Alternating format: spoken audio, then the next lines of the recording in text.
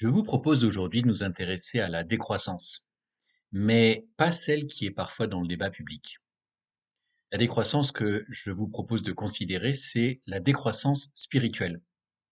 Alors bien sûr, décroissance spirituelle, c'est pas une expression qui se trouve dans la Bible, mais c'est une expression qui m'est venue en lisant un passage du Nouveau Testament il y a quelques mois. Ce passage se trouve dans l'Épître aux Hébreux, et je vais lire au chapitre 5 les versets 11 à 14. Hébreux chapitre 5 à partir du verset 11. À ce sujet, nous avons beaucoup à dire et des choses difficiles à expliquer, d'autant que vous êtes devenus lents à comprendre. Alors que vous devriez depuis le temps être des maîtres, vous avez de nouveau besoin qu'on vous enseigne les premiers éléments des paroles de Dieu. Vous en êtes venus à avoir besoin, non pas de nourriture solide, mais de lait. Or, quiconque en est au lait n'a pas l'expérience de la parole de justice, c'est un tout petit. Mais la nourriture solide est pour les adultes, pour ceux qui, par l'usage, ont le sens exercé au discernement du bien et du mal. Si je parle de décroissance spirituelle, c'est non seulement parce que ça me semble être le thème de ces versets, mais c'est aussi parce que je me suis senti interpellé et même remis en cause par cette lecture. Alors ce que je vous propose maintenant, c'est de regarder ce que le Nouveau Testament nous dit sur la croissance spirituelle chez les croyantes et les croyants. Nous verrons ensuite ce qu'est la décroissance spirituelle et enfin des remèdes qui existent. Avant de regarder donc ce texte Hébreux 5, regardons ce que d'autres auteurs du Nouveau Testament ont écrit à propos de la croissance spirituelle. Et un premier texte auquel on peut s'intéresser se trouve en 1 Pierre, chapitre 2, les versets 1 à 3.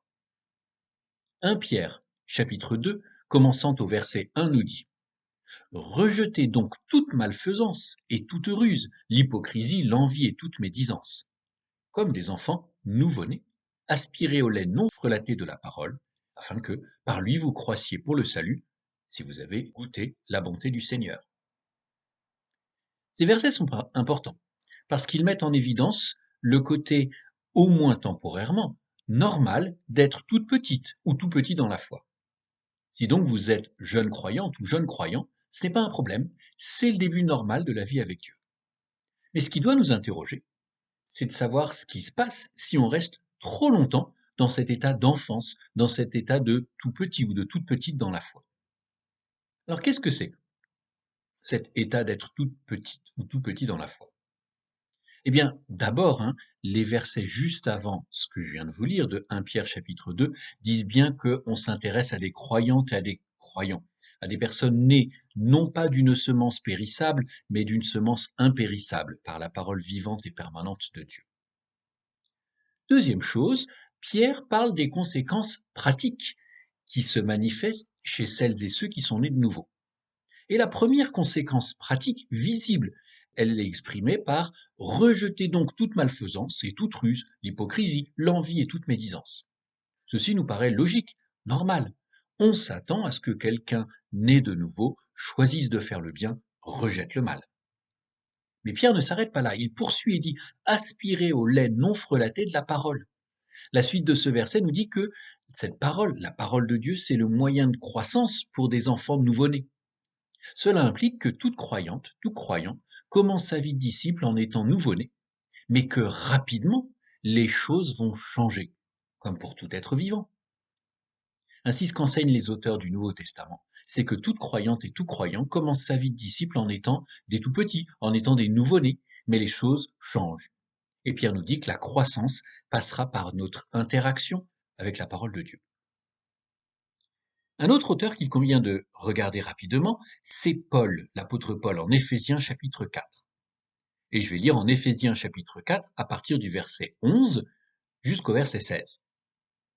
C'est lui, écrit Paul, Éphésiens chapitre 4 verset 11, qui a donné les uns comme apôtres, d'autres comme prophètes, d'autres comme annonciateurs de la bonne nouvelle, d'autres comme bergers et maîtres, afin de former les saints pour l'œuvre du ministère, pour la construction du corps de Christ, jusqu'à ce que nous soyons tous parvenus à l'unité de la foi et de la connaissance du Fils de Dieu, à l'état d'homme adulte, à la mesure de la stature parfaite du Christ. Ainsi, nous ne serons plus des tout petits ballottés par les flots et entraînés à tout vent d'enseignement, joués et égarés par la ruse et les manœuvres des gens. En disant la vérité dans l'amour, nous croîtrons à tous égards en celui qui est la tête, le Christ. C'est par lui que le corps tout entier, bien coordonné et uni grâce à toutes les jointures qui le desservent, mette en œuvre sa croissance dans la mesure qui convient à chaque partie pour se construire lui-même dans l'amour. Alors, plusieurs remarques que l'on peut faire. D'abord, ce qui est intéressant, c'est que Paul, ici, dans ces versets, emploie en quelque sorte les mêmes catégories que ce que l'on a vu dans Hébreux 5. Deuxième chose, Paul apporte des précisions sur ce que c'est qu'être tout petit ou faire partie des tout petits. C'est être ballotté par les flots, entraîné à tout vent d'enseignement. C'est être joué, égaré par la ruse et les manœuvres des gens. En fait, ce qui semble caractériser les tout petits et les toutes petites dans la foi, c'est le manque de conviction, c'est l'absence de conviction, de certitude. Alors, je vais prendre une illustration un peu extrême.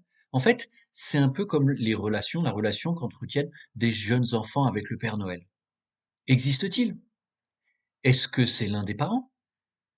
Les parents disent que le Père Noël existe, le grand frère ou la grande sœur qui a tellement d'expérience dit non. Qui croire? Eh bien, c'est cette indécision, le fait de ne pas savoir quoi penser, de ne pas avoir de certitude, de ne pas avoir de conviction, qui semble caractériser les tout petits dans la foi. Paul parle aussi, presque à contrario, de celles et ceux qui sont adultes dans la foi. Celles et ceux qui sont adultes dans la foi, ils sont sûrs dans leurs convictions, ils sont stables dans leurs convictions, ils ne sont pas ballottés, ils ne sont pas entraînés par d'autres enseignements, ils ne sont pas égarés par la ruse et les manœuvres des gens. Enfin, celles et ceux qui sont adultes dans la foi, ils ont atteint une stature, une maturité spirituelle. Paul précise que l'idéal et l'objectif du croyant adulte, c'est d'être à la mesure de la stature parfaite du Christ. Christ est notre modèle, notre idéal. C'est à lui que l'on doit ressembler, c'est à lui que l'on doit se mesurer. Il est l'étalon parfait et nous devons tendre vers ça. Il y a un dernier point que l'on reverra un peu plus tard, que Paul souligne en Éphésiens 4, c'est la dimension communautaire de la croissance. Alors Paul présente ce qu'est être adulte dans la foi. C'est être ancré dans la parole de Dieu. C'est être stable, être sûr de ses convictions. C'est ne pas être attrapé, piégé par des ruses. Et c'est aussi grandir pour ressembler à Christ. Maintenant, revenons à Hébreux chapitre 5, et donc à cette question de la décroissance. D'abord, pour comprendre l'anomalie finalement que ce passage met en évidence, il faut avoir en tête que l'Épître aux Hébreux cherche à montrer que Christ est supérieur à tout. Il est supérieur aux anges, il est supérieur à Moïse, il est supérieur aux grands prêtres de l'Ancien Testament. Tout ceci fait que la mort et la résurrection de Christ sont essentielles à la foi et au salut. Alors les versets qu'on a lus, Hébreux chapitre 5 commençant au verset 11, commence par « à ce sujet ». À ce sujet, c'est quoi? C'est la personne de Christ, c'est l'œuvre de Christ, c'est le salut que l'on peut obtenir grâce à son sacrifice. Et on voit aussi que tout de suite, l'auteur de l'Épître aux Hébreux dit qu'il a des attentes par rapport aux croyantes et aux croyants. Il écrit « Vous devriez depuis le temps être des maîtres ». Alors justement, qu'est-ce que devraient être ces maîtres? Eh bien, ces maîtres devraient être capables de comprendre des choses difficiles. Et d'ailleurs, ce qui est intéressant, c'est que dans Hébreux chapitre 6, les versets qui suivent juste après, on a des illustrations de ce que sont ces choses difficiles. Les maîtres, ce que devraient être ces croyantes et ces croyants, ce devraient être prêts aussi à faire des efforts, prêts à consacrer du temps pour comprendre. La Nouvelle Bible Second et d'autres versions utilisent l'expression lent à comprendre. Mais on pourrait aussi, selon certains commentateurs, traduire lent par nonchalant. C'est donc pas seulement une question de vitesse, d'acquérir des connaissances, d'acquérir de la maturité, c'est aussi un désir, une volonté de faire des efforts. Ces personnes donc qui sont des maîtres ont le désir de faire des efforts, ont la motivation à faire des efforts pour grandir. Enfin, ces maîtres sont capables de manger une nourriture solide, une nourriture spirituelle solide, c'est-à-dire qui demandent des efforts pour être assimilés. Ce sont donc des gens qui vont vouloir lire, étudier la parole de Dieu, plutôt que de contenter de se lire de ce que d'autres ont écrit. C'est des gens qui veulent comprendre, qui font l'effort de comprendre, plutôt que d'attendre qu'on leur dise ce qu'ils doivent penser, en relation avec la foi chrétienne. Enfin, dernière chose, ce sont des gens qui sont capables de faire la différence entre le bien et le mal. La nourriture solide, écrit l'auteur de l'Épître aux Hébreux, pour les adultes, elle est pour ceux qui, par l'usage, ont le sens exercé au discernement du bien et du mal. Donc on a là à la fois le portrait d'adultes dans la foi, on a aussi les attentes qu'il y avait. Mais ce que met en évidence Hébreux 5, des versets 11 à 14, c'est une anomalie. Et cette anomalie, cette situation anormale, elle est exprimée à 3 reprises. Vous êtes devenus lents à comprendre. Vous avez de nouveaux besoins qu'on vous enseigne les premiers éléments de la parole de Dieu. Vous en êtes venus à avoir besoin non pas de nourriture solide, mais de lait. Alors c'est quoi l'anomalie? Là où la compréhension devrait être rapide, on a des croyants qui sont lents, nonchalants. Là où les bases de la foi devaient être assimilées, vécues au quotidien, on a des gens qui demandent, imposent en quelque sorte aux enseignants de toujours revenir à l'essentiel. Là où ces croyantes et ces croyants devraient avoir une capacité à utiliser des nourritures spirituelles solides, il faut toujours revenir aux choses simples. Chez ces croyants, la croissance spirituelle normale, la croissance spirituelle attendue n'a pas eu lieu. En fait, même l'inverse s'est produit. Alors on peut définir la décroissance spirituelle comme une anomalie dans la marche avec Dieu qui fait qu'une croyante ou qu'un croyant, plutôt que de gagner en maturité spirituelle et de tendre vers Christ, stagne, reste au stade de tout petit ou de tout petit dans la foi. Il est peut-être temps de s'arrêter et de faire une sorte d'autodiagnostic. Ce qui est frappant dans ce que l'on a lu dans Hébreux 5, c'est le courage finalement de l'auteur qui dit « Alors que vous devriez depuis le temps être des maîtres, vous avez de nouveaux besoins, etc. » Ça me fait poser la question suivante. Quelles attentes Dieu a-t-il en ce qui concerne ma marche avec lui? Où devrais-je en être dans ma marche avec Dieu? Plus délicat encore, et là c'est plus une question de diagnostic pour nos responsables. Est-ce que nos responsables peuvent envisager avoir des attentes pour notre croissance spirituelle?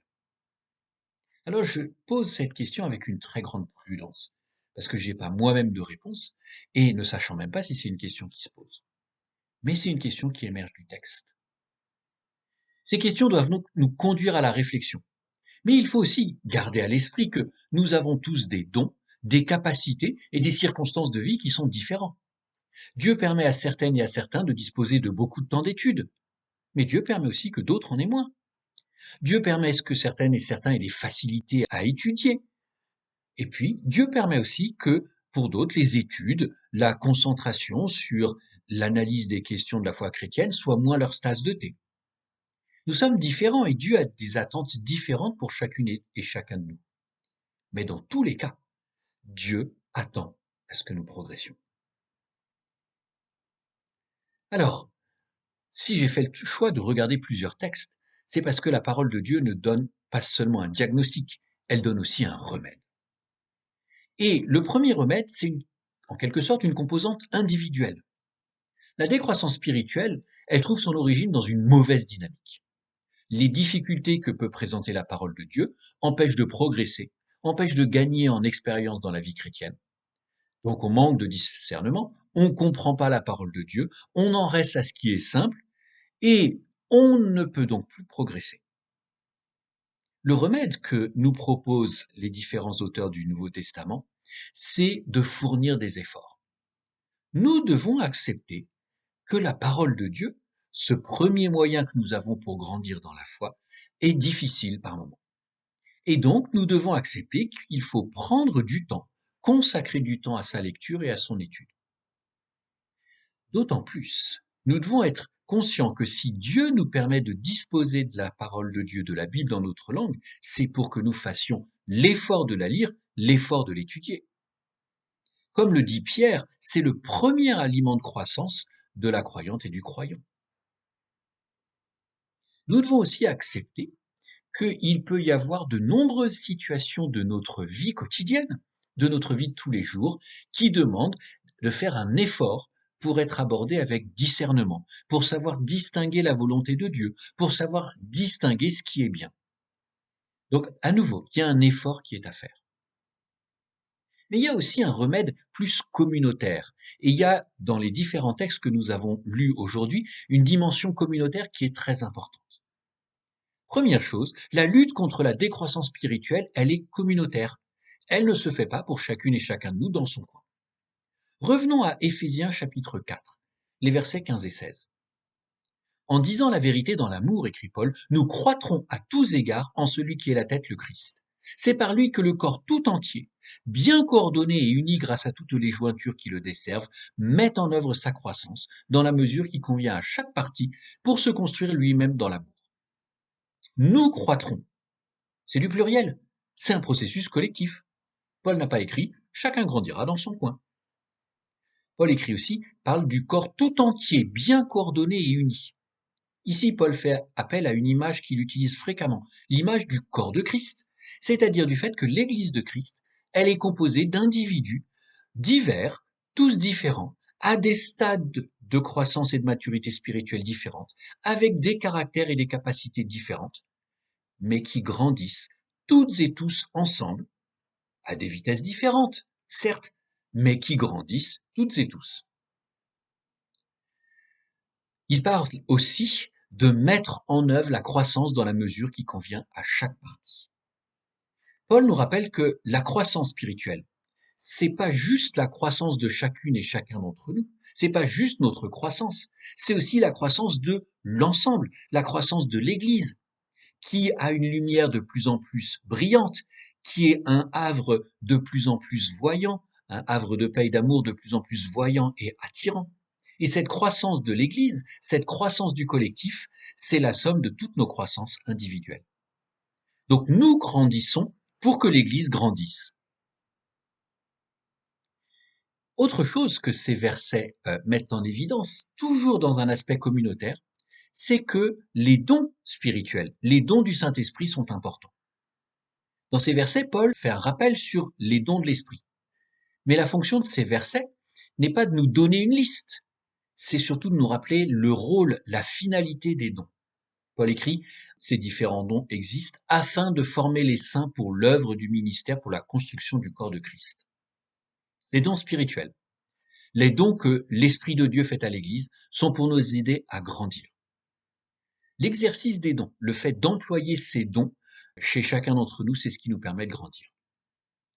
Quand nous bénéficions des dons des frères et sœurs, dons d'enseignement, dons de prière, dons d'encouragement, dons de service, alors nous allons lutter contre notre décroissance spirituelle. Quand nous-mêmes exerçons nos dons, dons d'enseignement, dons de prière, dons d'encouragement, dons de service, alors nous luttons contre la décroissance spirituelle. Les textes auxquels nous avons fait référence aujourd'hui nous rappellent que la croissance spirituelle, elle est indispensable, elle est fondamentale dans la vie chrétienne. Ce que nous enseignent les auteurs du Nouveau Testament, c'est que toute croyante et tout croyant commence sa vie en étant nouveau-né, en étant tout petit. Mais les choses changent, comme pour tout être vivant. Pierre nous a dit que la croissance spirituelle, notre développement spirituel passe par notre interaction avec la parole de Dieu. Et c'est cette croissance qui va nous aider à devenir des adultes dans la foi. C'est-à-dire des personnes ancrées dans la parole de Dieu, des personnes qui sont stables, sûres de leurs convictions, des personnes qui ne sont pas attrapées par les ruses des opposants à la foi et l'ennemi, des personnes qui grandissent pour ressembler à notre modèle, à Christ. Si ceci est la trajectoire normale, il y a aussi un danger, le danger de la décroissance. La décroissance spirituelle, c'est cette anomalie de la marche avec Dieu, qui fait que plutôt que de gagner en maturité spirituelle, plutôt que de tendre vers Christ, on stagne, on reste au stade de tout petit dans la foi. Cette anomalie spirituelle, elle est corrigée par l'étude régulière de la parole de Dieu. Cette anomalie spirituelle, elle est corrigée par notre présence et notre participation à la communauté des croyantes et des croyants. Cette anomalie spirituelle, elle est corrigée par l'utilisation des dons. Je vais finir par un encouragement. Un encouragement qui est écrit par l'auteur de l'Épître aux Hébreux, un peu plus loin, un peu après ce que l'on a lu. Plus loin, il écrit « Quoique nous parlions ainsi, bien-aimés ». Hébreux chapitre 6, verset 9. Nous sommes persuadés que quelque chose de meilleur vous attend, à savoir le salut. En effet, Dieu n'est pas injuste pour oublier votre œuvre, ni l'amour que vous avez montré pour son nom en vous mettant au service des saints et en continuant à les servir. Mais nous désirons que chacun de vous montre jusqu'à la fin le même empressement en vue d'une pleine espérance, pour que vous ne soyez pas nonchalants, mais que vous imitiez ceux qui par la foi et la patience reçoivent l'héritage promis. Ne pas être nonchalant, c'est ce à quoi Dieu nous appelle. Ne soyons donc pas nonchalants dans notre relation avec Dieu, ne soyons donc pas nonchalants dans notre mise en œuvre des dons.